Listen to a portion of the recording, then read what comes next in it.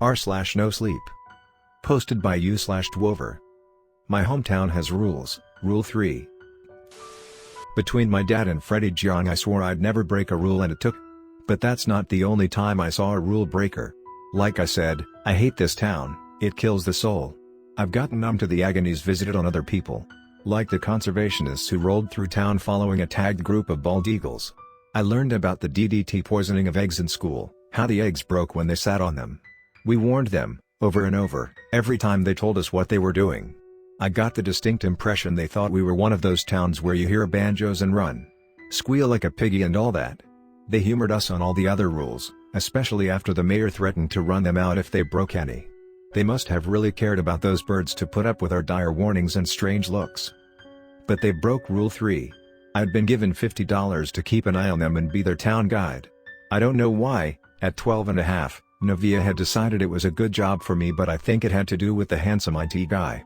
Most everyone in town knows where the bird nests are. We make little signs warning people about permanent nests. And besides, it's not like Rule 3 says don't look at birds, it's don't stare at birds. Technically, it's only raptors, starlings, and hummingbirds, but no one wants to be the dope who misidentifies a bird and breaks the rule. As I've told you, the rules have consequences that I feel are pretty severe. There aren't any bird watchers in town, for obvious reasons. Those folks that do break a rule, it's pretty rare for them to break it twice. The eagles' nests are very well known. They're in and on the old Winderson barn at the edge of town. A while back, like before I was born, the whole place suffered fire damage and old maid Winderson moved into town instead of restoring it. The frame was still strong and now it was the host of 3 bald eagle nests. Everyone knows about it, everyone avoids it for obvious reasons. Except these conservationists, of course. It's kind of a shame really, virtually everyone else in America would be really proud to have such a concentration of bald eagle nests. It really is a thing of wonder. Although in all honesty if we could look at them for more than a brief glimpse they probably wouldn't be settled here anyway. I had ridden with them out to near the barn, but they didn't want to startle the eagles with their engine noise, so we walked the last 50 feet or so. I thought I caught a shadow of movement in the sky a couple times and swiftly looked down at my feet. They stared at their cell phones and tablets, complaining constantly about dropped signals and spotty cell coverage, but that's just how it is in the country. They were lucky the town even had reliable internet.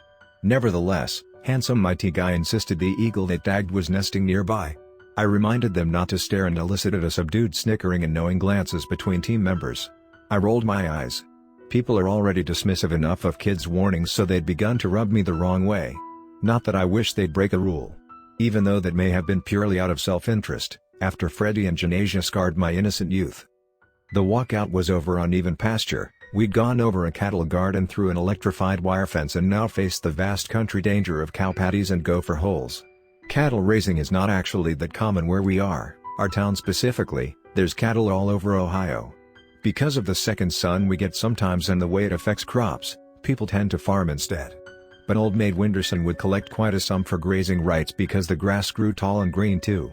I've talked a lot about old maid Winderson, but this is kind of all I know about her. She's a shrewd, clever, and ruthless businesswoman who occasionally plays favorites. I don't think she's bad though, just really dedicated business above all else. What wasn't useful, she abandoned. Of course, with what I just said about her, it shouldn't come as a surprise she didn't let her old farm go without collecting income. I just didn't know it at 12 and a half what was going on, you see? Never would have taken those conservationists out to the old barn if I had. As we walked, the IT guy kept checking his metal boxy thing with. He said he had a piece of software that mixed satellite data with the pings coming off the tag. It sounded like magic to me. If I'm honest, it still kind of does. We kept following his pinging gizmo even though I told them how to get to the nests. Don't look at the birds when we get there, okay? It really doesn't end well. The leader, a small woman who I now recognize was a graduate student, smiled patronizingly. Hey kiddo, I know the town's rules are really important to you all. But they're really going to get in the way of our research. We can't say it's here if we don't see it, can we? The IT guy piped up in a sarcastic voice, well, technically Mariana, using my tag tracker we can. Mariana cut him off. You know what I mean, Fabio.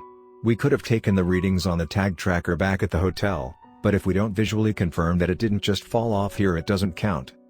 She smiled at me, knowingly. I don't want to get kicked out of town, but I can't just not look at the eagle. How about if I buy you a toy? What kind of toys do you like? Ren and Stimpy, I answered automatically, G.I. Joe. And Batman the Animated Series. I used the whole name to make clear which toys. But my enthusiasm fell. You won't do it though, not if you break a rule. Of course I will. Her voice was pseudo-parental, the kind people who don't see kids much use. I wouldn't break that promise. You just can't tell. This stuff is important, you know? Yeah, chimed in another girl, probably a second year if I were to guess now. These are bald eagles. The symbol of America, and they're dying. She put on a really silly voice, like some kind of 50s gangster. What are ya, some commie? The cute IT guy socked her in the shoulder. Don't be lame. A society where we work for the benefit of each other rather than landlords and owners, he began, but she cut him off. Shut up, Remus. You take too many philosophy classes. She sneered back. They began to bicker, fading into the background of my periphery. Breaking rules isn't a joke. Bad things happen to people who break the rules here. Not the laws, the rules. It can be really awful and there's nothing you can do once you've broken it. I stared at my walking feet, the cool plastic toy slipping further from my future. The grad student stopped and kneeled down. Kid, she said quietly, like a spy, do they hurt you? If you break a rule, I mean. The look in her eyes was so sincere I stopped disliking her. Memories of Dad in second grade tugged at my heart. It just sucks here. I held back tears to try and be big. The rules always hurt people and take away people like my dad. The grad student, Mariana, I think, cocked her head and brushed my hair back soothingly. And now I don't have a dad or a mom, just Navia, and I want everything to just be normal again. A bubble of snot may or may not have formed under my nostril. Alright, sweetheart, alright. All patronization faded away into sincerity and concern. After we handle these birds, you can come back to our motel room and we'll figure out what to do, okay? And we'll definitely find you a G.I. Joe. What do you think of Scarlet? I liked Scarlet and her cool crossbow, so I smiled and nodded. Just don't break the rule, okay? I don't want you to get hurt too. You're nice. She smiled and patted my head without answering. She and one of the other students, Remus or maybe the other college guy, shared a meaningful look. He tousled my hair and offered me one of his energy bars. I felt safer, but I could not stop feeling they were going to break the rule and leave. The peanut saltiness and chocolatey sweetness calmed me down somewhat. It was a lot of walking for a 12-and-a-half-year-old.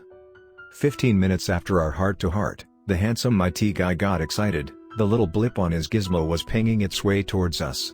I immediately scanned the sky for the shape of the bird, not so I could stare obviously, but so I know where to avoid.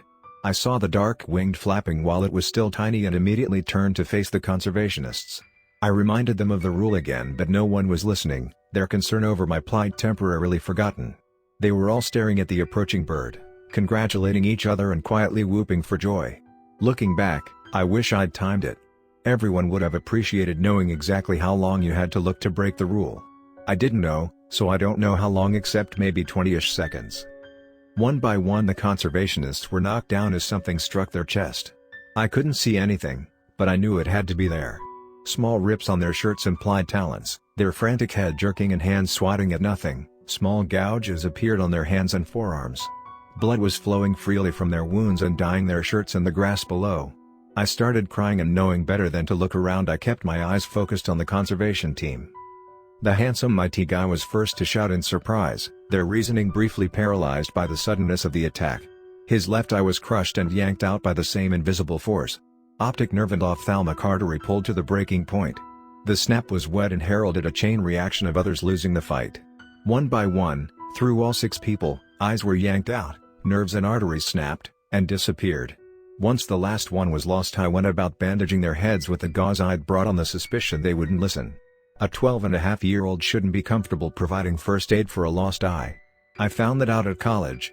Not everyone has detailed first and second aid skills directly related to eye damage and loss. Everyone was shocked when my girlfriend at the time fell while buzzed and smashed her eye on a rock. Then came the questions. Why do you carry gauze? Paranoia. Where did you learn to do that? First grade through 12th. Did you know she was going to get hurt? I always think someone could. Were you a Boy Scout? No. Are you sure it will help? Absolutely. She'll see again just fine. What kind of school teaches that? Don't they all? Why do you need to know that? Why wouldn't I? Even after their eyes were gone, they just tried there, whimpering and crying about how cold they were. Everyone except Mariana. She was laying stock still while I bandaged her eye, the right eye boring a hole through my soul. It's so cold. Should it be cold? I looked back into the bloody but undamaged eye. I dunno. Maybe. It was cold when my dad broke a rule. Freddie and Janasia complained about the cold. She never moved her eye from mine. I don't break the rules. I told you not to. I told you bad things happened. Utterly calm she answered, what about the eyes, should they be there? I feel them looking at me, looking all over, taking me in, dark pupils dancing over meat.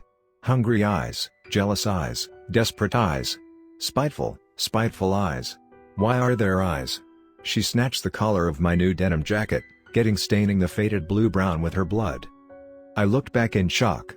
No one had been coherent after breaking a rule that I know of, ever. I stammered, I don't know. You're scaring me. I pulled back, but even the strongest 12-and-a-half-year-old couldn't break the grip of the grown woman, rugged and strong from deep woods backpacking in the name of conservation. You're scaring me. Shut up. Shut the eyes up. Shut them up. I couldn't help it. I grabbed a fist-sized rock digging into my knee and smashed her in the head. Her eyes rolled up in the back of her head and her jaw went slack. I pried the fingers off my jacket one by one. It wasn't easy, they were latched on like steel bands and I'm sure I heard one crack. I moved on to gently tend to the last two. Once they were all expertly wrapped in gauze I ran all the way back to town. It was getting to evening when I finally got to a house. I listened for the bells the whole time, not having a wristwatch of my own. I had tried to take it apart and Navia wouldn't buy me another until Wednesday. They tolled at 8:07, like always, and I shut my eyes and dropped to my knees. The 8:26 bells tolled and I finally reached a house. There they called the doc and he arrived in his beat-up station wagon ambulance 25 minutes later. We got back to the conservationists just after dark. I held his flashlight, one of those big 6-volt lantern types, and it still felt too dim. As I lead him out to the field I could even more crying.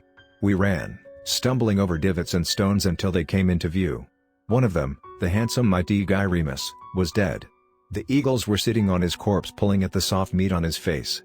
The other 5 were huddled together, weak and scared. The doc reached them first despite his aged legs. I held the light on as he tended to them, congratulating me on my wrapping. We just ignored the eagles. They're endangered still after all, and Remus was already dead. That seems cold. I told you this place kills the soul. The rest of the night was uneventful by comparison. Mariana and 2 of the others helped everyone to the station wagon ambulance while the doc and I helped drag Remus on a stretcher. The eagles fucked right off when I put the light on them. They looked really mad, though I didn't really care if he got ate, but the doc said it wasn't right. They made a few dive bomb passes at us and that is a hell of a feeling. After 2 or 3 goes at it they soared back to their nests. Neither the doc nor I looked at the birds for longer than necessary to keep safe. I'll never forget the way the conservationists looked at me on the ride back. A mix of revulsion and horror, like I was the cause of their suffering, because I had warned them. I had borne the bad news and they saw me as thoroughly cursed. Mariana, specifically, kept pouring into me with that eye. I think that hurt the most. She'd been kind to me, she'd understood where I was growing up wasn't right and I deserved to be treated better. She probably thought I was being beaten, or maybe the town was some big conspiracy or something, but she knew a child was living in unfit conditions and wanted to help me. But now she glared as though I had tempted her into danger, tricked into breaking the 3rd rule. That's the reason I'll never break Rule 3, don't stare at the birds.